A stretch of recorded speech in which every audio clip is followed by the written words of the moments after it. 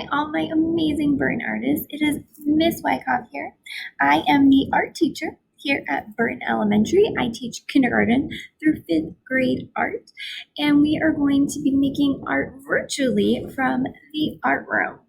Every Monday, we are going to have a new lesson to check out on our own Seesaw class page. So be sure to check out the art classroom page every single Monday for new lessons and to hear from me, Miss Wycoff.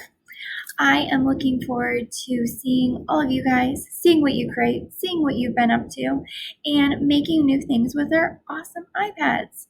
A few things about me. I have been teaching here at Burton for 4 years, and I have been teaching in Grand Rapids Public Schools art for 6 years.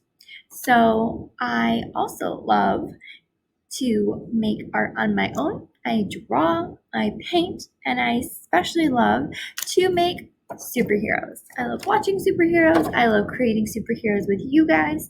And we will be learning a little bit more about each other on our Seesaw page. So be sure to check that out. I can't wait to hear more about all of you.